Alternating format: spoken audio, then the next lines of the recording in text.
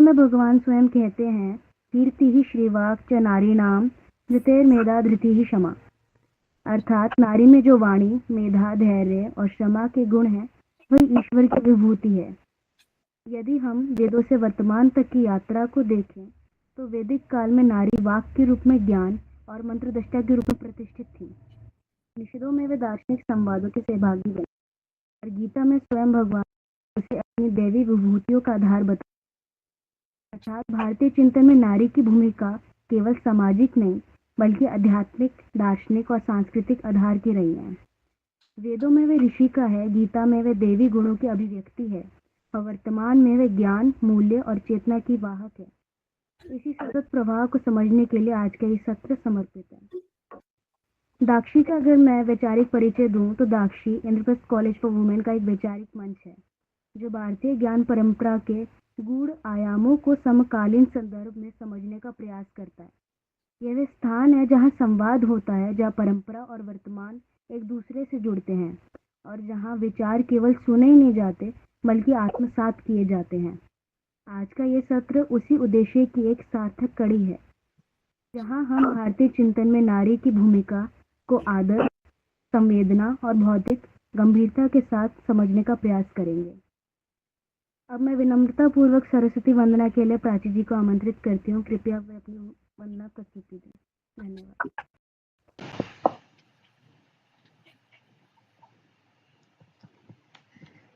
या कुन्देन्दु तुषारहार धवला या शुभ्रवस्त्रावृता या वीणावरदण्डमण्डितकरा या श्वेतपद्मासना या ब्रह्माच्युतशङ्कर प्रभृतिभिर्देवे सदा वन्दिता सा मां पातु सरस्वती भगवती निःशेषजाड्यापहा शुक्लां ब्रह्मविचारसार परमा माध्यां जगद्व्यापिनी वीणा पुस्तकधारिणीम् अभयदां जाड्यान्धकारापहाम्।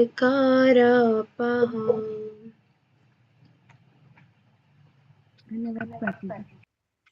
अब हम आदर और विनम्रता के साथ हमारे आदरणीय निर्देशक श्री अक्षित कुमार भदौरिया को आमंत्रित करते हैं, जिनके मार्गदर्शन और दृष्टि से ये संस्थान निरंतर सीखने, संवेदनशीलता और बौद्धिक विकास की दिशा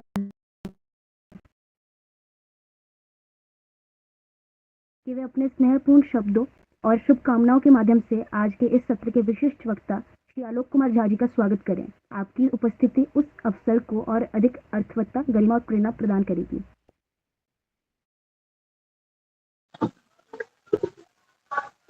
या देवी सर्वभूतेषु शक्तिरूपेण संस्थिता नमस्तस्यै नमस्तस्यै नमस्तस्यै नमो नमः।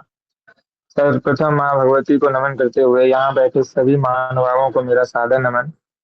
सबसे पहले तो डॉक्टर आलोक कुमार झा सर को मेरा बहुत बहुत नमन और प्रणाम कि सर आप अपने व्यस्ततम शेड्यूल से हमारे लिए समय निकाल के हमें मार्गदर्शन देने के लिए यहाँ पर उपस्थित हैं। तो आपको पूरे दाक्षी परिवार की ओर से आपका बहुत बहुत हार्दिक स्वागत एवं अभिनंदन हम करते हैं। और आप जो आगे वक्तव्य रखेंगे उससे सभी का मार्गदर्शन होगा और सभी को कुछ ज्ञान प्राप्त होगा, ऐसी आशा रखते हुए आपका सर पुनः हार्दिक स्वागत एवं अभिनंदन। जैसा कि आप सभी जानते हैं कि ये जो विषय है भारतीय, इस वर्ष का दाक्षी का जो विषय है भारतीय नारीवाद है ना, इंडियन आइडिया ऑफ फेमिनिज्म। जब भी हम बात करते हैं कि जो पर्सपेक्टिव हम देखते हैं, समझते हैं कि फेमिनिज्म आजकल सबसे बड़ा फेमस टॉपिक है जो सोसाइटी में हमें देखने को मिलता है। नारीवाद जिसको जिसको अलग अलग तरीके से अलग अलग लोग अलग अलग आयाम से समझने और जानने का प्रयास कर रहे हैं।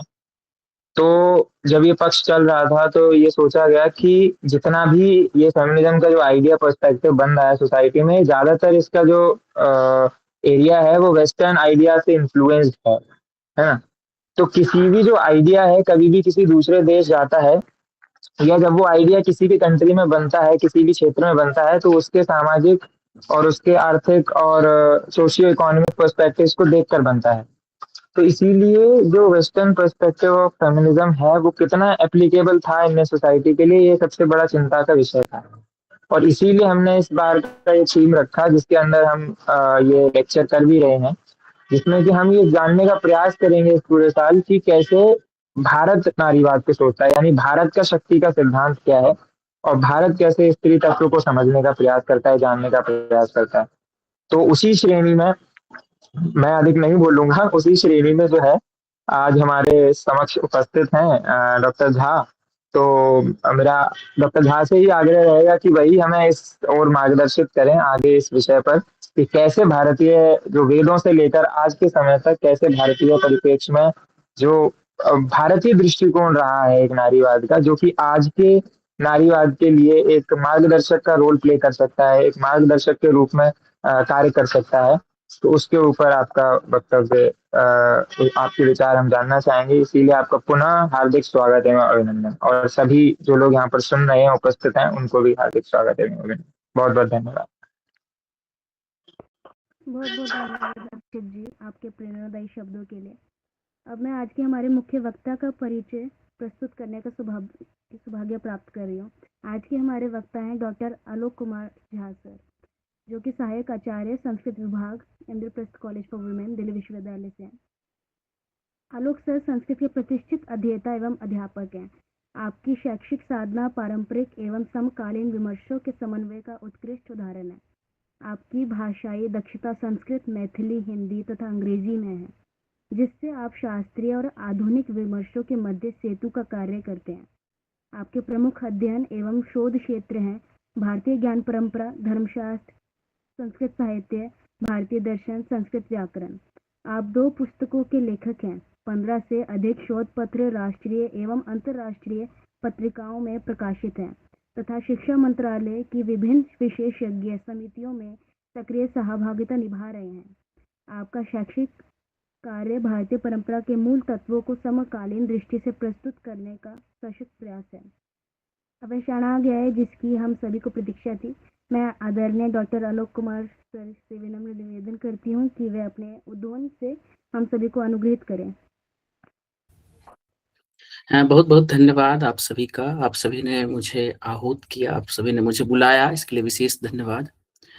विद्यासु शास्त्रेषु विवेक दीप स्वाद्येषु वाक्येषु का तुदन्या ममर्तु गत्येति महांधकारे विभ्रामयेतत् त्वदतीव विश्वम। तो भगवती का यह स्तोत्र है, दुर्गा सप्तशती का, यहीं से मैं प्रारंभ करता हूँ। उससे पहले मैं अपना एक बार स्क्रीन शेयर करना चाहता हूँ।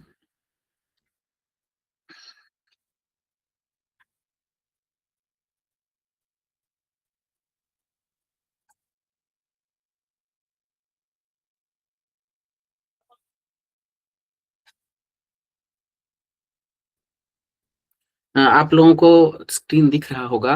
जैसा कि आप सबने बताया, जो यह विषय जो है दाक्षी का, भारतीय ज्ञान परंपरा में भारतीय चिंतन में नारीवाद की क्या भूमिका रही है, तो इसी विषय पर मैं वैदिक काल से प्रारंभ करते हुए अभी वर्तमान समय तक क्या संदर्भ है, क्या चिंतन रहा है, इस पर मैं अपनी बात को रखूंगा। तो सबसे पहले मैं प्रारंभ करता हूं, जो भारतीय ज्ञान परंपरा को सबसे पहले हम लोग समझते हैं। आज आईकेएस का हर जगह बात हो रहा है। क्या है यह आईकेएस? क्या हम समझते हैं भारतीय ज्ञान परंपरा से? तो भारतीय ज्ञान परंपरा को हम ऐसे समझें, जो भारत की जो विरासत है, हमारा जो धरोहर है, हमारा जो बौद्धिक है, जहां से हमारी बौद्धिकता प्रारंभ होती है, वह वेद है। हमारा आदि ग्रंथ जो है वह वेद है। वेद से ही हम अपने ज्ञान परंपरा का प्रारंभ करते हैं। उस पर धीरे धीरे कालखंड में, प्रत्येक कालखंड में अलग अलग ग्रंथों का रचना हुआ और यह परंपरा जो है पुष्पित और पल्लवित होती गई। तो इसका आदि ग्रंथ जो है वह वेद है। अब एक प्रश्न बनता है, यह वेद क्या है? वेद शब्द जो है, विद धातु है, एक रूट वर्ड। संस्कृत में जो भी शब्द निष्पन्न होता है वो एक उसका एक रूट होता है। तो विद धातु और घय प्रत्यय से वेद शब्द निष्पन्न होता है। इसका अर्थ है विद्यते ज्ञायते अनिनिति वेदः, अर्थात जिसके द्वारा हम कुछ जानते हैं वह वेद है। तो यहाँ कैसे हम जानते हैं, क्या साधन है इसका? तो बाद में भाष्यकार वेद के बारे में कहते हैं, जो इष्ट प्राप्ति ही अनिष्ट परिहार्यो अलौकिकम उपायाम यो ग्रंथो वेदेति सवेदः, अर्थात जो हमें इष्ट की प्राप्ति, अच्छाई बताए और बुराई से हमें परिहार कराए, निराकरण का मार्ग बताए, वह वेद है। तो एक तरह से वेद जो है हमारे लिए ज्ञान राशि है और हमारा सबसे प्रथम ग्रंथ है। वेद के बारे में कहा गया है जो अपौरुषेयम वाक्यम वेदः, अर्थात हम वेद जो है यह किसी पुरुष के द्वारा वर्णित नहीं है। हमारी परंपरा जहां से प्रारंभ होती है उसका आदि ग्रंथ जो है, सबसे प्रथम ग्रंथ जो है वह वेद है। अब इसके बाद हम अगर अपनी सभ्यता की बात करते हैं भारतीय ज्ञान परंपरा में, तो हमारी सनातन सभ्यता में 3 प्रमुख सभ्यता है, एक शैव, एक शाक्त और एक वैष्णव। ये शैव क्या है? भगवान शिव के जो उपासक होते हैं वो शैव कहलाते हैं। शाक्त शक्ति के जो उपासक होते हैं वो शाक्त कहलाते हैं, और विष्णु के उपासक जो हैं वो वैष्णव कहलाते हैं। तो यहाँ पर इस 3 प्रमुख संप्रदायों में एक शाक्त महत्वपूर्ण संप्रदाय है, अर्थात जो शक्ति के उपासक होते हैं। तो यहीं से अब प्रारंभ करता हूँ। जैसे शक्ति का इतना अधिक महत्व है, अगर हम अपने इसमें त्रिदेव के स्वरूप को समझते हैं, जो शिव है, अगर शिव में जो यह इकार है, अगर इस इकार को हटा दे तो वह शव बन जाता है। तो इस शक्ति का इतना महत्व है। सृष्टि की उत्पत्ति में भारतीय दार्शनिक संप्रदायों में अर्धनारीश्वर की परिकल्पना की गई है, अर्थात शिव के बिना शक्ति नहीं है और शक्ति के बिना शिव नहीं है। तो इस पे इस दार्शनिक विमर्श, बहुत अधिक विमर्श हुआ है, तो इसको ये विषयतर हो जाएगा, इसलिए मैं आगे बढ़ता हूँ। अब बात करते हैं भारतीय ज्ञान परंपरा में हमारे यहाँ जो आज हम नारीवाद जिसको समझते हैं, नारी के लिए कई शब्द है और वह उस शब्द का एक विशेष अर्थ है। एक एक शब्द जो है, जैसे स्त्री है, स्त्री शब्द अगर इसका मूल आधार जो है, व्युत्पत्ति है, वो है स्त्री। स्त्री का मतलब विस्तार, जो वंश विस्तार कराने वाली है। आज अगर मैं हूं आपके सामने, आप हैं, जो भी है इस संसार में, वो कहीं ना कहीं एक स्त्री है, तभी है। तो एक तरह से विस्तार कराने वाली, वंश विस्तार कराने वाले, इस संसार में जो कुछ भी है सब जो है, सबका माध्यम जो है स्त्री ही है। दूसरा है महिला। महानता मतलब गरिमामयी, सम्मानित पद है, वो भारतीय व्युत्पत्ति लब्ध अर्थ है इसका, वह महिला है। नारी, नृ मनुष्य को कहा जाता है, और नारी का तात्पर्य है यहाँ नृ से नारी, अर्थात समाज की जो आधारशिला है। यह नारी से नारायणी, एक नारायण है, एक नारायणी है, उसकी यात्रा जो है वो है हमारा, हम जो सोचते हैं नारी के विमर्श के बारे में। फिर है आगे वनिता। वनिता का मतलब है जो वात्सल्य। अगर हम भारतीय परंपरा को देखते हैं तो हमारे यहाँ कई रसों के बारे में वर्णन है, उसमें से वात्सल्य रस है। आज पारिवारिक सौहार्द, पारिवारिक प्रेम, तो प्रेममयी मूर्ति जो है वो है स्त्री, इसलिए वन चाहना प्रेम इस अर्थ में है। रमणी, रमणी का मतलब है जो रमन, आनंद प्रदान करने वाली, मतलब घर के माहौल में हर तरह से घर को संवारने वाली जो है वो रमणी है। अंगना, घर के आंगन की शोभा को बढ़ाने वाली है। भामिनी, तेजस्विनी और कांतिमयी है। जाया मतलब जीवन को जन्म देने वाली, इस संसार में जो जीव है वो जाया के ही माध्यम से आता है। भार्या का मतलब भ्री, भरणे, अर्थात पोषण करने वाली। और भी कई शब्दावलियां हैं हमारे लिए, जैसे वामा कहा गया है स्त्री को, मतलब वाम अंग है हमारे यहाँ। अभी हम चर्चा करेंगे वेदों में कई स्थानों पर जो है किस तरह से वामा के रूप में स्त्रियों के बारे में बताया गया है। तो ये शब्दावली है जो आज हम एक एक शब्दावली का, एक एक शब्द का एक गंभीर अर्थ है, और प्रत्येक अर्थ जो है जिसके बारे में हम इस सृष्टि में, इस समाज में, इस परिवार का कल्पना ही नहीं कर सकते हैं। तो इतना अधिक महत्व है हमारे यहाँ स्त्री का, नारी का। तो इस पे वही हम लोगों ने देखा। अब हम जब वैदिक काल के बारे में देखते हैं तो वेदों में नारी को लेकर के बहुत अधिक विमर्श हुआ है। अब इससे पहले मैं वेद के बारे में बताया, तो वेद जो है 4 है, ऋग्वेद, यजुर्वेद, सामवेद और अथर्ववेद। तो जब हम ऋग्वेद को देखते हैं तो वहां पर नारी को बौद्धिक समानता, इसमें कई ऋषिकाओं के बारे में उल्लेख आया है। अब ये ऋषिका क्या है? एक है ऋषि, एक है ऋषिकाएं। ऋषि का मतलब है ऋषयो मंत्र दृष्टारः न तो कर्तारः, अर्थात जो मंत्र को जिन्होंने साक्षात देखा है, ध्यान किया है। अब जो भी वेद है उसका जो विभाजन है उसमें अलग अलग मंत्र है। तो जैसे ऋग्वेद में कुल मंत्रों की संख्या है 10,580, उसी प्रकार से यजुर्वेद में लगभग 4,000 के आसपास मंत्र है। तो उसमें वो जो उसके दृष्टा होते हैं मंत्र के, वो ऋषि होते हैं। और उसी तरह से उसके साथ समकक्ष में बैठ करके कई ऋषिकाओं का उल्लेख आता है वेद में, जिसमें घोषा, लोपामुद्रा, अपाला, विश्ववारा आदि कई ऋषियों के बारे में स्पष्ट उल्लेख मिलता है। इसी तरह से वेद मंत्रों की जो दृष्टि है, स्त्रियां हैं। और यज्ञ में, यजुर्वेद में ऐसा उल्लेख मिलता है जो सह धर्मचारिणी के रूप में है स्त्री। जो मैं अभी वामा के बारे में परिकल्पना आप लोगों को बताया, वहां पर जो है सह धर्मचारिणी है स्त्री। उसी प्रकार से शिक्षा, शास्त्रार्थ और वैदिक कर्म में भी सहभागिता रही है। अभी नीचे जो है यहाँ ऋग्वेद में अगर ऋषिकाओं की बात करते हैं तो 24 ऋषिकाओं का उल्लेख मिलता है। और उसके द्वारा जो दृष्ट मंत्रों की संख्या, क्योंकि मैं अभी बताया जो ऋषयो मंत्र दृष्टा रहा, तो जिन्होंने मंत्र को देखा है, जिन्होंने मंत्र को जाना है, तो उसी प्रकार से ऋषिकाओं ने जो है 224 मंत्रों के दृष्ट मंत्र जो उन्होंने जो दिया है, वो ऋग्वेद में ऐसा उल्लेख मिलता है। अथर्ववेद में 5 ऋषिकाओं का उल्लेख मिलता है और उनके द्वारा दृष्ट मंत्रों की संख्या 198 है।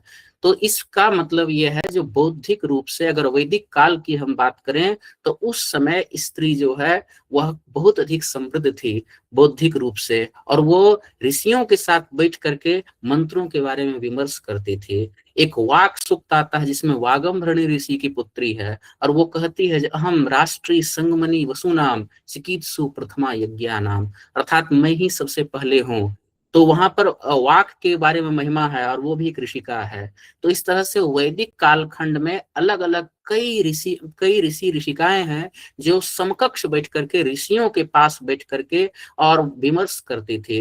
तो बौद्धिक रूप से उस समय अगर हम बात करें तो उस समय हमारा चिंतन बहुत अधिक समृद्ध था, जिसमें समकक्ष स्थान था, जिसमें पास बैठ करके वो सहधर्मचारिणी के रूप में हो या फिर वामा के रूप में हो या फिर मंत्र दृष्टा के रूप में हो, अलग अलग रूपों में वेदों में इसका स्पष्ट उल्लेख मिलता है।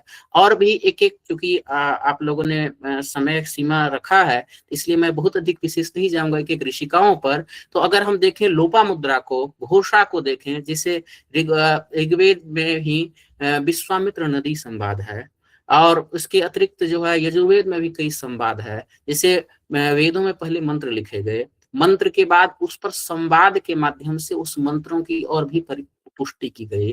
तो उस संवाद में भी कई ऋषिकाओं का संवाद है। यम यमी का एक संवाद है ऋग्वेद के 10वें मंडल में, उसमें एक भाई है एक बहन है और वो बताता है जो पार क्या सही है क्या गलत है। तो वहां पर एकदम समकक्ष है दोनों, यम के समकक्ष यमी प्रश्न कर रही है, यम जो है उसका प्रत्युत्तर समकक्ष दे रहा है। तो कई ऋषिकाएं हैं जो वहां पर जो है प्रश्न कर रही है। तो जो भारत का जो डिबेट ट्रेडिशन है, जो भारत का शास्त्रार्थ परंपरा है, उस शास्त्रार्थ परंपरा में एकदम समकक्ष बैठ करके शास्त्रार्थ कर रही थी। इसका मतलब ये हम समझ सकते हैं जो उस समय की जो हमारी परंपरा थी वो बहुत अधिक समृद्ध परंपरा थी। और उस समृद्ध परंपरा में जो है एक आज जिस तरह से हम देखते हैं नारीवाद पर जो है बीच के कालखंडों में जो प्रश्न उठाया जाता है, वो प्रश्न जो है वहां पर जो है वैदिक काल में जो है अगर हम देखते हैं तो आज लगता है जो नहीं, इस प्रश्न का जो है ये बीच के कालखंडों में स्थिति खराब हुई है और वैदिक कालों में स्थिति सुदृढ़ परंपरा थी। अब हम अगर आगे बढ़ते हैं तो उपनिषद काल को देखते हैं। वेद के बाद हमारी भारतीय ज्ञान परंपरा की ये विशेषता है जो हमारा सबसे आदि ग्रंथ है वेद, लेकिन धीरे धीरे प्रत्येक कालखंडों में एक एक ग्रंथों की रचना हुई और हमने पहले जो ग्रंथ लिखे गए थे उसको भी हमने डिनाई नहीं किया। इसलिए जब विवेकानंद शिकागो में विश्व धर्म सम्मेलन में गए थे तो वहां उन्होंने भारतीय परंपरा के बारे में उन्होंने कहा था, एक पुष्पदंत का शिव महिम्न स्तोत्र है, वहां उन्होंने कहा था रुचिनाम वैचित्र्यात ऋजुकुटिल नाना पज्जुसाम नृणाम एको गमयसि तुमसि पैसारणवी। इसका मतलब है जिस प्रकार से अलग अलग नदी नाला अंततः समुद्र में विलीन हो जाता है, उसी प्रकार से हमारी जो परंपरा है वो बहुत अलग अलग कालखंडों में अलग अलग ग्रंथ लिखे गए, लेकिन सबका अल्टीमेट लक्ष्य जो है वो है ईश्वर, वो है मोक्ष की प्राप्ति, आध्यात्मिक शांति, सबका अल्टीमेट लक्ष्य है। तो जब हम इसी परंपरा को देखते हैं तो वेद के बाद लिखे गए ब्राह्मण, आरण्यक और उपनिषद, ये आगे की परंपरा में, तो उपनिषद को वेदांत कहा जाता है। यह एक उपनिषद विद्या है। उपनिषद का मतलब है उप, यहाँ उपसर्ग है और नी उपसर्ग है, सद का मतलब होता है बैठना, गुरु के समीप बैठ करके जो अध्ययन किया जाता था वो उपनिषद कहलाता है। ऐसे अगर हम काल निर्णय देखें तो इसमें कई समस्याएं हैं, वैदिक काल को लेकर भी कई समस्याएं हैं। तो काल निर्धारण पे बहुत अधिक मैं फोकस नहीं करूंगा। उस समय सामाजिक स्थिति क्या थी जो स्त्रियों को लेकर के, तो उसमें हम देखें जो गार्गी और वाचक नवी, उसमें बृहदारण्यक उपनिषद में कई उपनिषद लिखे गए हैं। मुक्तकोपनिषद में 108 उपनिषदों के बारे में उल्लेख मिलता है, और जो सबसे बड़ा उपनिषद है वो है बृहदारण्यक उपनिषद, नाम से ही बृहद है। और वहां पर जो है मैत्रेयी और गार्गी का संवाद है याज्ञवल्क्य के साथ। याज्ञवल्क्य बड़े ऋषि थे, याज्ञवल्क्य स्मृति भी उन्होंने लिखा, और वहां पर साक्षात संवाद है। कई प्रश्न वो करते हैं, जो यह आत्मा क्या है, आत्मा वारे द्रष्टव्य श्रोतव्यो मंतव्यो निधि ध्यासव्य, यह शरीर क्या है, और उसके प्रत्युत्तर में फिर याज्ञवल्क्य देते हैं। फिर उसके बाद बार बार वहां पर शास्त्रार्थ की हमारी यहाँ परंपरा है। शास्त्र, अब मैं इस संदर्भ में एक शास्त्रार्थ की परंपरा के बारे में बता दूं, जो क्या है ये परंपरा। तो हमारे यहाँ एक पूर्व पक्ष, एक उत्तर पक्ष, और बीच में जो है एक पूर्वाग्रह दुराग्रह से रहित जो है एक डिबेट ट्रेडिशन में एक जज होता था बीच में। तो पूर्व पक्ष जो है वो है प्रतिषेधव्यम वाक्यम पूर्व पक्ष, अर्थात जो प्रतिषेध करता है, जो वहां रोकता है या प्रश्न उठाता है, वो पूर्व पक्ष है। और जो बीच में जो है जो आकलन कर रहा है एक जज के रूप में वहां पर है, तो उसका जो जवाब दे रहा है वह उत्तर पक्ष कहलाता है। तस्य निर्णय वाक्यम उत्तर पक्ष। तो ये उत्तर पक्ष की परंपरा है। तो इसी परंपरा में गार्गी, वाचक नवी और मैत्रेयी याज्ञवल्क्य से बार बार प्रश्न कर रही है, याज्ञवल्क्य उसका उत्तर दे रहे हैं। फिर मैत्रेयी आत्मविद्या के बारे में जिज्ञासु है, बार बार प्रश्न कर रही है। तो उपनिषद परंपरा में भी हम ये देख रहे हैं जो वैदिक परंपरा के ही समकक्ष, जिस प्रकार से ऋषिका जो है वैदिक परंपरा में अलग अलग ऋषिका जो है मंत्र दृष्टा रहा है, उसी प्रकार से उपनिषद परंपरा में भी एक ऋषियों के साथ बैठ करके स्वतंत्र रूप से वो शास्त्रार्थ कर रही है। उसके बाद विचार कि अगर हम इसके बारे में विचार करें तो ज्ञान लिंग निरपेक्ष, मतलब ज्ञान से संबंधित हर तरह से, मतलब लिंग निरपेक्ष का मतलब किसी उस समय ये भाव नहीं था जो अगर ये महिला शास्त्रार्थ में नहीं बैठ सकती है, स्त्री शास्त्रार्थ में नहीं बैठ सकती है, उसमें स्वतंत्र रूप से यह किया जा रहा था। उसके बाद आत्मविद्या में स्त्री की समानता, आत्मविद्या में उत्सुक है। अगर आज भी अगर हम आत्मविद्या के बारे में या आत्मा के बारे में अपने घर में अगर ये प्रश्न करें, तो हो सकता है हमारे पिताजी, अगर कोई हमारी बहन प्रश्न करे तो वो कहता है तुम्हारे जानने का यह विषय नहीं है, लेकिन वहां पर वो उपनिषद में, बृहदारण्यक उपनिषद में वो प्रश्न कर रही है, आत्मविद्या के बारे में, आत्मा के बारे में प्रश्न कर रही है। उसके बाद प्रश्न और तत्व चिंतन में भी सक्रिय भूमिका रही है। जब हम तैत्तिरीय उपनिषद को देखते हैं तो तैत्तिरीय उपनिषद में कहा गया है पितृदेवो भव। तो अगर हम पितृसत्तात्मक समाज की बात होती उस समय तो केवल पिता को ही देवता समझ लेते, लेकिन वहां उसके बाद लिखता है मातृदेवो भव, माता भी देवता है। तो दोनों को समकक्ष रखा गया है, पिता को भी और माता को भी। फिर आगे उल्लेख आता है अतिथि देवो भव। इसका मतलब माता पिता, शास्त्रार्थ की परंपरा को देखें या लोकाचार की परंपरा को देखें, हर जगह हर स्थान पर जो है समकक्ष वहां रखा गया उपनिषद काल में। अब आगे अगर हम देखें, यहाँ से समस्या आना प्रारंभ हुआ है महाकाव्य काल में। जब महाकाव्य काल को देखें तो हालांकि ऐसे युग के आधार पर तो ये बहुत पीछे जा रहा है, एक त्रेता युग का विषय है, एक द्वापर युग का विषय है, लेकिन इतिहासकार ने जो है इसे महाकाव्य काल दिया है। इसमें जो है प्रमुख पात्र जो है सीता जो है वो मर्यादा और त्याग का प्रतीक है। द्रौपदी जो है प्रश्न और प्रतिरोध का प्रतीक है। मर्यादा और त्याग में हमने देखा कई मर्यादाओं को देख रही थी, बार बार वो देख रही थी हर तरह से जो है। तो यहाँ से धीरे धीरे धीरे धीरे वो समकक्ष जो है, जिस समकक्ष में खुल करके आवाज उठा रही थी, प्रश्न कर रही थी, तो ये संकुचन जो है यहाँ से प्रारंभ होता गया। उसके बाद कुंती और गांधारी जो है राजनीतिक चेतना का प्रतीक है। और नारी केवल ऐसे हम कहें जो यह सहनशील नहीं अपितु न्याय की आवाज भी थी। उस समय उन्होंने वो आवाज उठाई थी। लेकिन जो स्वतंत्रता वैदिक काल में वैदिक ऋषिकाओं को हम देख रहे थे या उपनिषद काल की ऋषिकाओं को हम देख रहे थे, वो स्वतंत्रता यहाँ नहीं देखा गया। उसके बाद फिर जब हम आगे बढ़ते हैं महाकाव्य काल के बाद, और भी महाकाव्य काल में भी रामायण और महाभारत में कई स्त्री पात्र है जो हर तरह से जिसके बारे में हम वो करते हैं। जैसे भगवान राम के बारे में कहा गया है, रामो विग्रहवान धर्मः। राम जो है वो साक्षात जो है धर्म के प्रतीक हैं। मतलब राम का एक एक जीवन, अगर रामायण को हम देखते हैं तो राम के जीवन से कई बातों को सीखने को मिलती है। लेकिन उनके जीवन में कुछ कुछ पक्ष हैं जिस पर बार बार प्रश्न उठता है। उनके भ्रातृ प्रेम उनसे सीखने, राजधर्म, वो उत्तर रामचरित में लिखते हैं जो अगर मुझे राजधर्म के पालन करने के लिए जानकी को भी छोड़ना पड़ा तो मैं छोड़ने के लिए तैयार हूँ। तो इस तरह से ये धीरे धीरे ऐसा लगता है जो परिवार और समाज से अधिक जो है राजधर्म की प्रधानता थी उस समय। फिर अगर हम आगे बढ़ते हैं जो स्मृतियों और धर्म शास्त्र काल में जब परंपरा कैसे चलती है, किस तरह से वो परंपरा विकसित हुई, तो वेद के बाद हमने देखा ब्राह्मण, आरण्यक, उपनिषद और महाकाव्य काल। अगर हम ऐसे देखें तो वेद के बाद वैदिक परंपरा के संरक्षण के लिए वेदांग का विकास हुआ। वेद रूपी पुरुष के एक तरह से 6 अंग बने और वो 6 अंग थे वेदांग में शिक्षा, कल्प, व्याकरण, निरुक्त, छंद और ज्योतिष। तो उसमें जो कल्प वेदांग था उसी में 3 सूत्र थे, स्रोत सूत्र, गृह सूत्र, धर्म सूत्र और शुल्ब सूत्र। तो वही धर्म सूत्र जो है धीरे धीरे धर्म शास्त्र और स्मृति शास्त्र के रूप में उसका विकास हुआ। तो जब हम स्मृति शास्त्र और धर्म शास्त्र को देखते हैं तो उसमें कई तरह से समस्याएं है।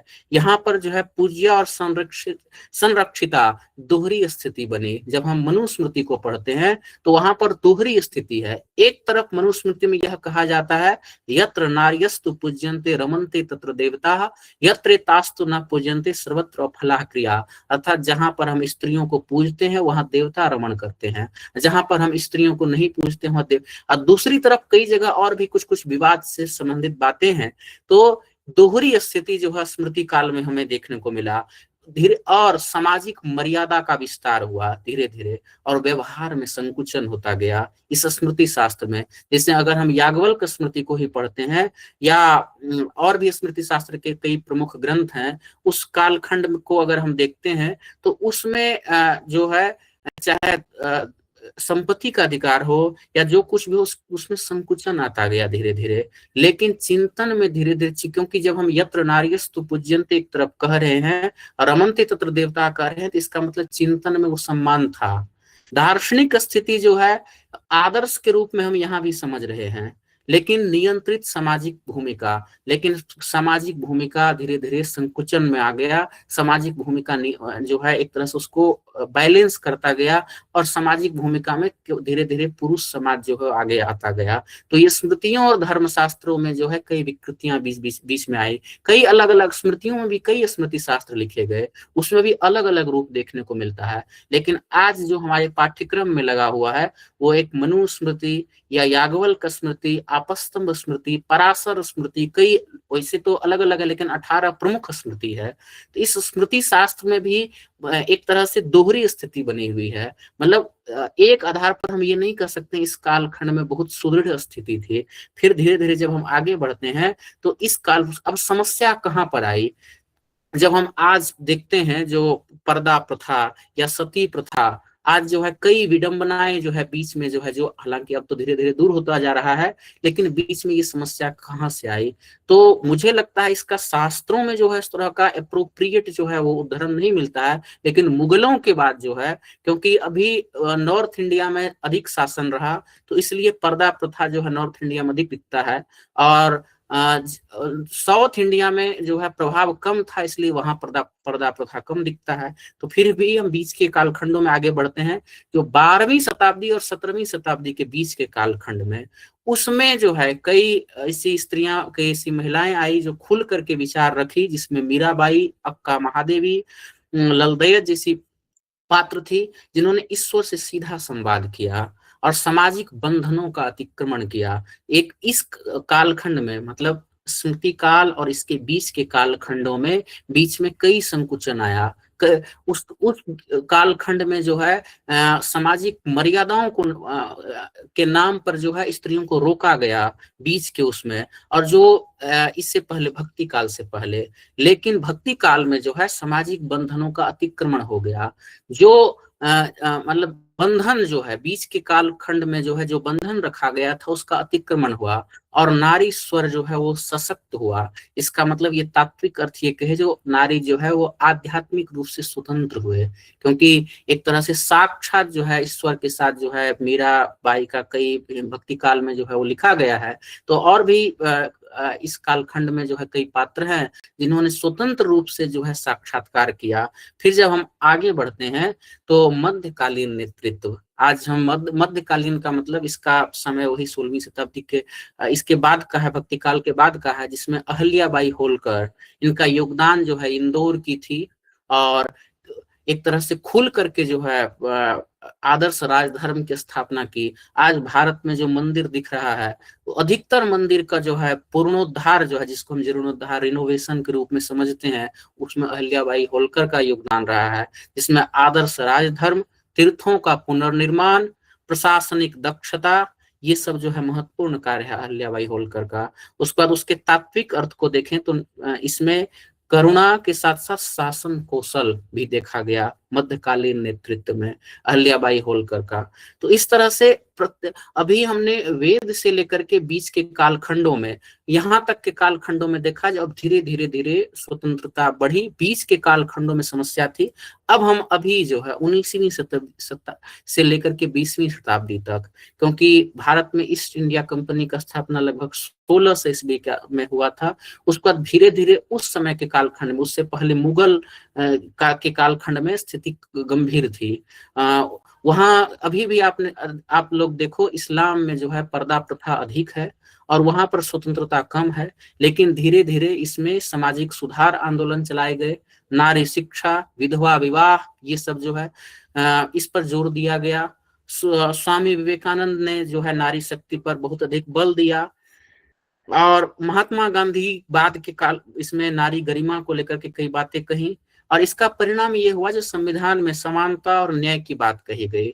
और जब हम फिर और आगे बढ़ते हैं तो लास्ट में अभी जो समकालीन जो है 21वीं शताब्दी है, इसमें शिक्षा, विज्ञान और राजनीति में जो है सक्रिय सहभागिता जो है आज तो सब साथ में है।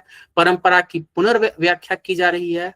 आज जो है इस व्याख्यान के माध्यम से हम ये चर्चा कर रहे हैं, तो ये परंपरा की पुनर्व्याख्या है। तो परंपरा में क्या कही गई थी और आज हम उसको किस रूप में समझते हैं, तो पुनर्व्याख्या की जा रही है, एक तरह से सहभागिता का केंद्र है। तो ये वेद से लेकर के वर्तमान संदर्भ में मैं बहुत संक्षिप्त में एक कालखंड में बताया। अभी अब चूंकि समय जो है मुझे पता नहीं, आप लोगों ने बताया नहीं था, तो इसके बाद मैं एक खोल करके विचार रखता हूं। तो ये अब निष्कर्ष पे पहुंच रहा हूं। तो निष्कर्ष का इस अभी जो वेद से लेकर के यहाँ तक जो मैं बातें रखा, इसका मतलब, इसका क्या निष्कर्ष निकला, जो वैदिक ऋषि का जो है वो आधुनिक नेतृत्व तक जो है निरंतर बनी रही। बीच के कालखंडों में समस्या आई। भारतीय चिंतन में जब हम ऐसे देखें, आईकेएस का भाग जो है, ये भक्ति काल से पहले का भाग जो है प्योर आईकेएस है। तो भारतीय चिंतन में नारी जो है गौण नहीं है, बल्कि मूल तत्व के रूप में है। यहाँ पर नारी जो है शक्ति, ज्ञान और करुणा की जो देवी है वो है। और इसके अतिरिक्त जो है, अगर हम जो जिस पृष्ठभूमि से मैं प्रारंभ किया था, जो हमारे यहाँ 3 परंपरा है, शैव, शाक्त और वैष्णव। तो शाक्त परंपरा में कई ग्रंथ लिखे गए, जैसे देवी महात्मा को लेकर के अभी भी मिथिला, बंगाल या दक्षिण भारत के कई भागों में जो है वहां शाक्त की विशेष पूजा की जाती है, शक्ति की विशेष पूजा की जाती है। वहां पर जो है कन्याओं का भोजन कराया जाता है। तो ये सब पर वहां भगवती के रूप में, साक्षात देवी के रूप में वो शक्ति है। तो इस तरह से कई, अगर हम भारतीय परंपरा को देखें सूक्ष्म दृष्टांत से, तो वहां पर जो है शक्ति, ज्ञान और करुणा का जो है सम्मिश्रण है, जो है नारी का जो स्वरूप है। तो संक्षिप्त में मैं आप लोगों के सामने ये विषय रखा। बाकी अगर और भी समय हो तो मैं एक एक करके आगे व्याख्या करूंगा।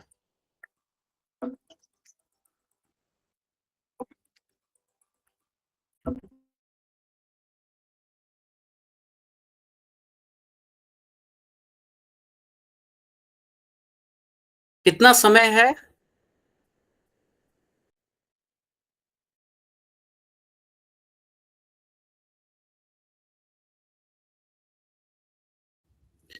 तो अभी हमने जो देखा, तो कई इसमें आक्षेप लगे बीच के कालखंडों में, जो वेद से लेकर के एक तो हमारी जो परंपरा है, हमारा जो टेक्स्ट है, अगर हम इतिहास की बात करें तो हमारे आईकेएस का कई टेक्स्ट जो है उसका आर्कियोलॉजिकल एविडेंस नहीं मिलता है।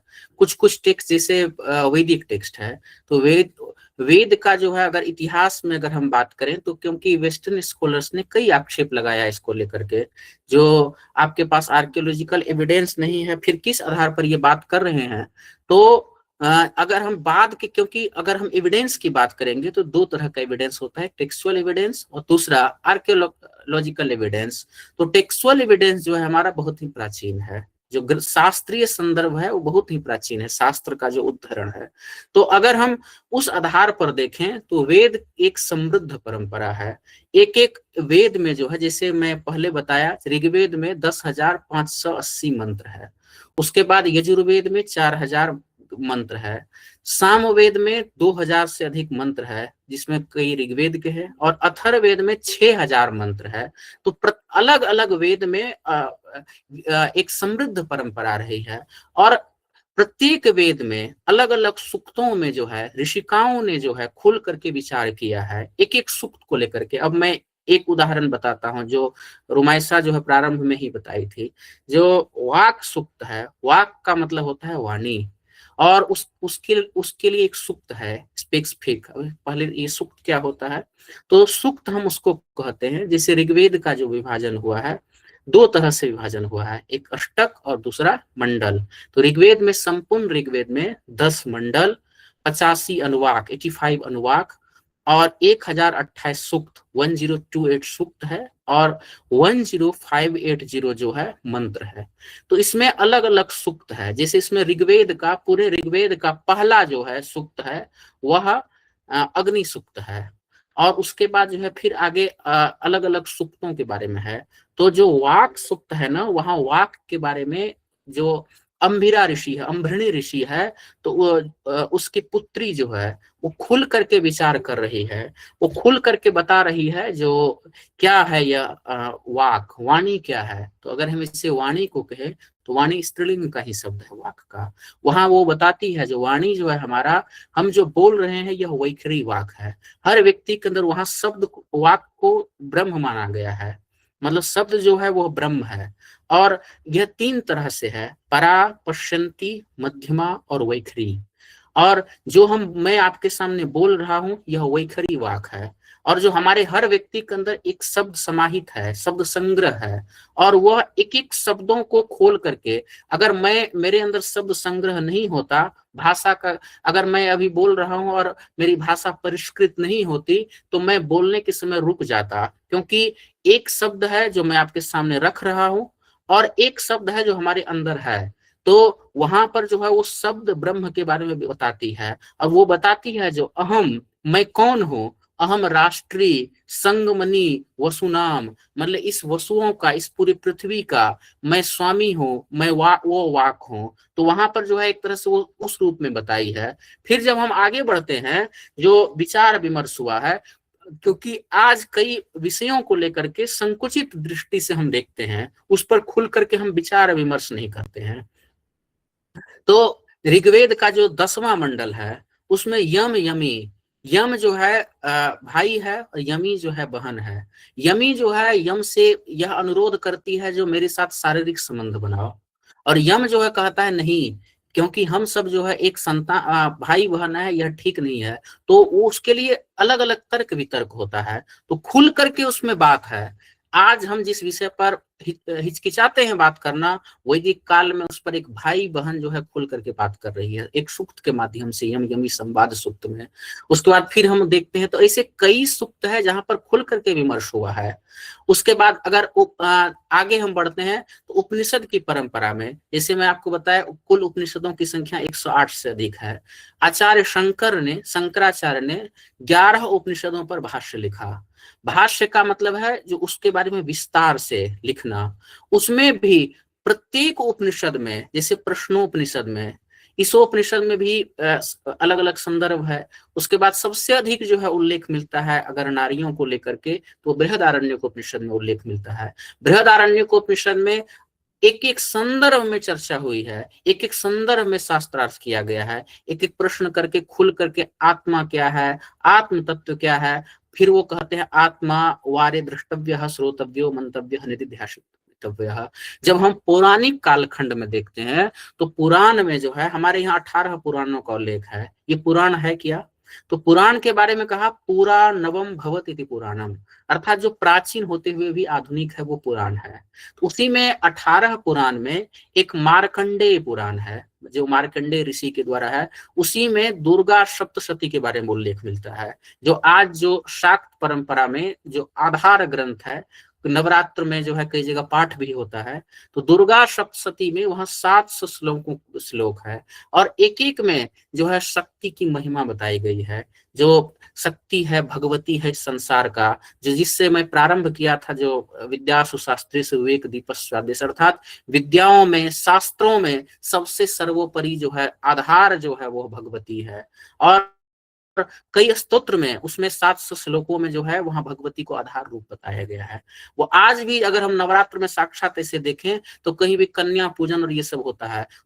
उत्तर भारत में भी कई जगह ये सब होता है। तो ये साक्षात दिखता है जो हमारा सम्मान क्या है स्त्री के प्रति, हमारा सम्मान शक्ति के प्रति क्या है। उसी प्रकार से वहां पर देवी महात्म्य जो है, देवी महात्म्य में भी कई विस्तार से आता है। तो अभी इसमें बाद में कई जगह कई स्थानों पर विकृत रूप भी लिया है। इसमें जब हम देखें शाक्त में, तो जो शक्ति को मानने वाले हैं वो शाक्त कहलाते हैं। तो शक्ति को मानने वाले इसमें दुर्गा, काली और ये सब जो है वो शाक्त कहलाते हैं। इसलिए कई जगह इसमें धीरे धीरे जो है बलि प्रदान और इस सब की भी परंपरा पनपी धीरे धीरे। अब ये सब विकृत रूप लिया, उसमें बलि का मतलब उपहार रूप, ये सब तो खैर विषेतर हो जाता है। तो उसमें शक्ति के बारे में विशेष महिमा कही गई है पौराणिक कालखंडों में, पुराण के संदर्भ में। फिर अगर हम देखें अपने शास्त्रों में, जो रामायण और महाभारत में, रामायण का मतलब राम का आयन, राम के संपूर्ण जीवन की यात्रा जो है वो रामायण है। उसमें सीता को जो है किस रूप में दिखाया गया है ये सब आपको पता है। एक तरह से मर्यादा त्याग की मूर्ति, एक तरह से धैर्य, और फिर उसके बाद किस रूप में जो है बाद में उत्तरकांड में जो है उसका समापन होता है। तो यहाँ से धीरे धीरे जो एक स्वतंत्र परंपरा थी वो स्वतंत्र परंपरा में एक सीमा आता गया, एक सीमाओं में बनता गया। फिर जब हम आगे बढ़ते हैं तो अब स्मृतियों में, जैसे मैं आपको बताया जो वेद है, और उस वेदों के संरक्षण के लिए वेदांग का विकास हुआ। जैसे वेद रूपी पुरुष में अगर हम पुरुष की कल्पना की गई है तो उसमें शिक्षा, कल्प, व्याकरण, निरूप, छंद और ज्योतिष। आज हम एस्ट्रोनॉमी जो पढ़ते हैं वो ज्योतिष है। उसी तरह से एक वेदांग है कल्प, जो कल्प में 4 सूत्र है। एक स्रोत सूत्र, गृह सूत्र, धर्म सूत्र और शुल्ब सूत्र। और उसी सूत्र में वहीं से जो है ये धर्मशास्त्रीय परंपरा का विकास हुआ।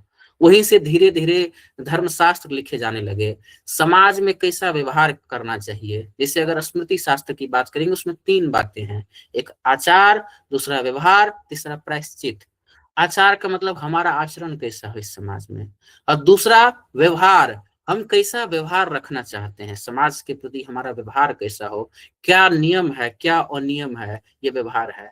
और तीसरा प्रायश्चित, अगर कई बार गलती हो गई तो उसके लिए क्या प्रायश्चित करना है। तो उस कालखंड में दो रूप जो है, दोहरी स्थिति जो मैं आपको बताया था पीपीटी के माध्यम से दिखाया, दोहरी स्थिति थी।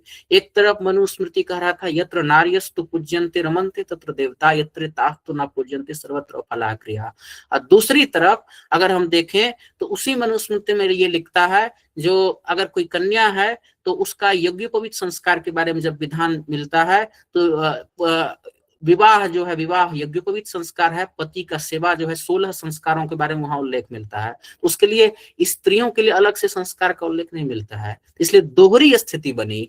एक तरफ देवी तुल्य हम कह रहे हैं स्मृति शास्त्र में, यत्र नार्यस्तु पूज्यन्ते रमन्ते तत्र देवता, और दूसरी तरफ जो है हम संस्कारों से वंचित कर रहे हैं वहां पर। तो यहाँ धीरे धीरे यहाँ से संकुचन की स्थिति आई।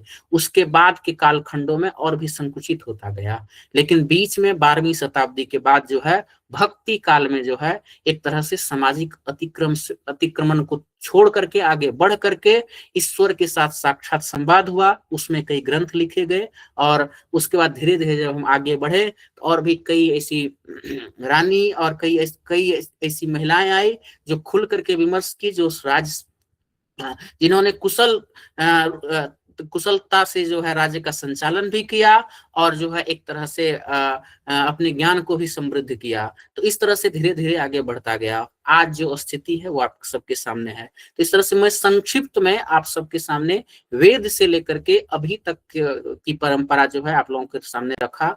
तो अगर कोई प्रश्न हो इसमें या अगर कोई जिज्ञासा हो तो आप लोग पूछ सकते हो।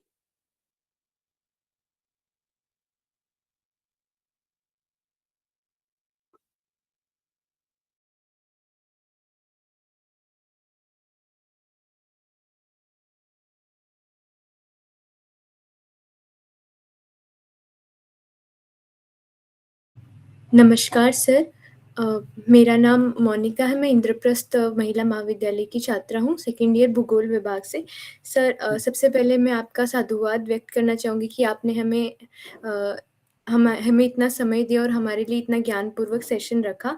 तो मेरा एक छोटा-सा प्रश्न था कि जब हम देखते हैं कि भारतीय दर्शन में नारी को सहकर्त्री या सहसाधिका माना गया है, तो आधुनिक समाज में उसकी भूमिका निर्णयकर्ता से अधिक संरक्षण क्यों बनती गई? उसके क्या कारण रहे हैं और क्या कमियाँ रही हैं जो हमारे वेद काल में थी जब वो सुदृढ़ थी, और आज के समय में जब हम इस विषय पे चर्चा कर रहे हैं तो ऐसे क्या कारण है जब हम उनकी संरक्षण की तरफ हम बात कर रहे हैं? बिल्कुल, बहुत अच्छा प्रश्न आपने पूछा मोनिका। देखो, जब हम वैदिक परंपरा की बात करते हैं तो वहां पर हमने देखा जो किस तरह से क्या स्वतंत्रता थी, खुल करके विचार विमर्श हो रहा था। लेकिन स्मृति काल के बाद जो है, जो धर्मशास्त्र जिसको हम कहते हैं, उसमें कई आचार्य आए जिन्होंने लिखा, उन्होंने एक सीमाओं में बांधा जो समाज का संचालन कैसे होगा, सामाजिक मर्यादाएं क्या होगी। तो मर्यादा के नाम पर जो है एक तरह से उसको नियंत्रण में रखा गया और उसमें कई सीमाओं में बांध करके एक तरह से वहीं से आज पितृसत्तात्मक समाज जो है वो पनपा। उसमें जो है एक तरह से ये बताया गया जो बड़ा पुत्र अधिकारी होगा, उसके बाद जो है छोटे पुत्र को कम अंश की प्राप्ति होगी। धीरे धीरे जो अगर लड़की है तो उसे उसके लिए धन का किसी तरह का विधान नहीं है। तो वहीं से वो जो सीमाओं में बांधा गया वहां से वो विकृत रूप लेना प्रारंभ हुआ। उसके बाद जब मुगलों ने आक्रमण किया तो उसके बाद और अधिक विकृत स्थिति आई। उसमें पर्दा प्रथा और धीरे धीरे बीच के कालखंडों में एक बड़ा वो सती प्रथा का उल्लेख, हालांकि महाभारत सीरियल आप लोगों ने देखा, माद्री जो है वो भी सती होती है, तो वो भी विकृत वहां उस रूप में आता है। लेकिन वेद में जैसे सती का मतलब क्या है, सती का मतलब जो सत्य का पालन करती हो। तो सत्य का मतलब जो परंपरा है, हमारी परंपरा है, जो मर्यादा है उसका संरक्षण करना। तो उस परंपरा में वेद में सत्य और सती सब इस तरह का उल्लेख नहीं है, लेकिन महाभारत में ऐसा उल्लेख आया। तो इसको और अधिक जो है तोड़ मड़ोड़ करके बाद में समाज में उस रूप में प्रस्तुत किया गया।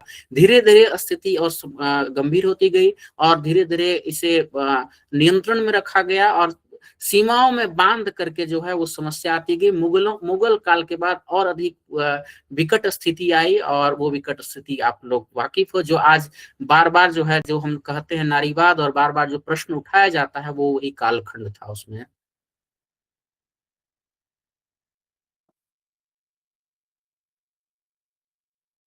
ठीक है। नमस्ते सर, मेरा एक क्वेश्चन था। थैंक यू सो मच, आपने इतना अच्छे से बताया। सर, मेरा प्रश्न ये था कि वैदिक साहित्य में स्त्री को वाक और ब्रह्म शक्ति के रूप में प्रतिष्ठित किया गया है, लेकिन वर्तमान सामाजिक संरचना में इस दार्शनिक प्रतिष्ठा को हम व्यवहारिक स्तर पर कैसे देख सकते हैं, कैसे इसका पुनर्स्थापन किया जा सकता है? इसलिए भारतीय ज्ञान परंपरा यही एक कड़ी है जिसमें हम अपनी परंपरा को पुनर्व्याख्या करके उसको उस रूप में प्रतिष्ठापित कर सकते हैं। जैसे कई परंपराएं हैं आज जो हम विस्मृत हो चुके थे, जिस परंपरा से उस परंपरा को अब धीरे धीरे सीख रहे हैं, समझ रहे हैं, जान रहे हैं। तो यही कड़ी जो है, एक सेतु जो है, वो IKS है, जिसमें जिस रूप में दार्शनिक परंपरा में जो बताया गया था वैदिक परंपरा में, वो आज फिर से उसी रूप में जान करके आज एक स्वतंत्र रूप से शास्त्रार्थ करे, स्वतंत्र रूप से बैठे, स्वतंत्र रूप से प्रश्नोत्तर हो। तो ये जो कड़ी है, जो सेतु है, ये IKS जो है एक इसी रूप में है। उसी में अगर विधिवत रिसर्च हो, व्यवस्थित रूप से रिसर्च हो, तो फिर हम फिर से अपने उस परंपरा में, गौरवशाली परंपरा को प्राप्त कर पाएंगे। फिर से वही स्थिति होगी, ऐसा मैं उम्मीद करता हूं। तो देखो, IKS में रिसर्च तो हो रहा है, हमारे लिए एक ओपन है। आप लोगों के लिए भी एक दृष्टि है, तो रिसर्च करो। कई धीरे धीरे उसमें प्रोजेक्ट और कई रिसर्च पेपर वो सब होता है, हर जगह सेमिनार सब चल रहा होता है। तो इसी तरह से धीरे धीरे अगर हम पेपर पढ़ें, बातचीत हो, तो फिर से उस परंपरा को पुनर्जीवित हम कर सकते हैं।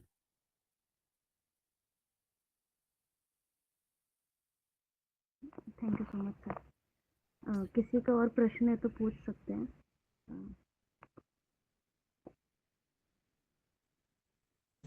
नमस्कार सर, मेरा नाम नंदिनी है और मैं रामजिस में संस्कृत विभाग की एक छात्रा हूँ। मेरा यह प्रश्न था कि आपने ये बताया कि वेद मंत्रों की दृष्टि से स्त्रियों को यज्ञ में पत्नी की अनिवार्यता होती है। तो क्या स्त्रियां यज्ञ करवा सकती हैं? मेरा ये प्रश्न था। अगर उनको इतना ज्ञान था तो क्या वो यज्ञ करवा सकती हैं? देखो, ऐसे यज्ञ करवाने का उल्लेख नहीं मिलता है, लेकिन अगर हम यजुर्वेद को देखते हैं तो वहां पर जो है सह धर्मचारिणी के रूप में ऐसा उल्लेख मिलता है। जैसे अगर हम कर्तव्यों की बात करते हैं तो अर्थशास्त्र में जो 4 वर्णों की बात कही है, वहां पर ब्राह्मणस अध्ययन अध्यापनम यजन याजनम, 2 शब्द है कि यजन, एक याजन। तो यजन का मतलब यज्ञ करना और याजन का मतलब करवाना। तो याजन का उल्लेख नहीं मिलता है, लेकिन यजन का जो है ऐसा उल्लेख मिलता है उसमें। तो हो सकता है उस परंपरा में पुरोहित के लिए जो है, जैसे पुरोहित शब्द है, इसका मतलब जैसे पहला सूक्त ही है, अग्निमीड़े पुरोहितम यज्ञ से देव ऋत्विजम। तो वहां का पुरोहित का मतलब क्या है?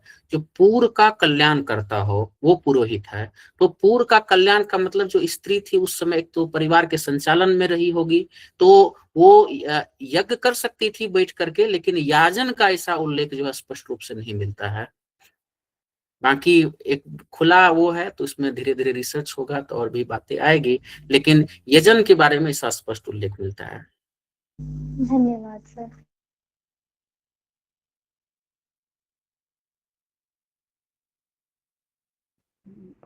ठीक है, बहुत बहुत धन्यवाद आपका आदरणीय सर, आपके गहन प्रेरणादायी एवं चिंतनशील उद्बोधन के लिए हम हृदय से आभारी हैं।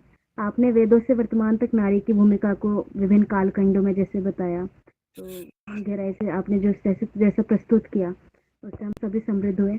मैं दाक्षी परिवार की ओर से आदरणीय वक्ता अक्षत जी को और सभी आयोजकों तथा उपस्थित सदस्यों का हृदय से धन्यवाद करती हूँ। आप सभी की उपस्थिति ने इस सत्र को सार्थक और सफल बनाया। इसी के साथ आज का ये सत्र यही पूर्ण होता है। वंदे मातरम।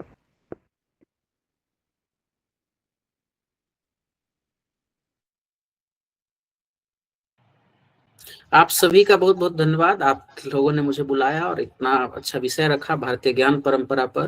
तो मैं आशान्वित हूँ जो आगे भी इसी तरह का कार्यक्रम करते रहो। एक तरह से इस तरह के कार्यक्रम से केवल ना ही केवल ज्ञान का विकास होता है, बल्कि एक तरह से हम अपनी परंपराओं से जुड़ते हैं और जानते हैं, उसको समझते हैं। तो पुनः आप लोगों का विशेष धन्यवाद। तो बाकी अगर आगे आता है तो फिर धन्यवाद सर।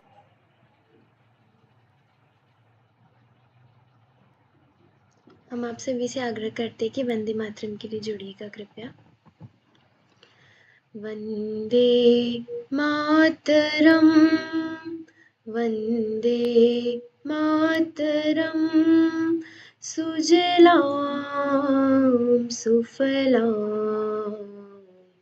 मलयज शीतलां सस्य श्यामलां मातरं वन्दे मातरं शुभ्रज्योत्स्ना पुलकितयामिनी फुल्लकुसुमिता द्रुमिदलशोभिनी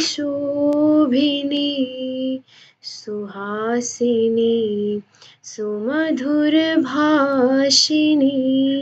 सुखदां वरदां मातरं वन्दे मातरं वन्दे मातरम।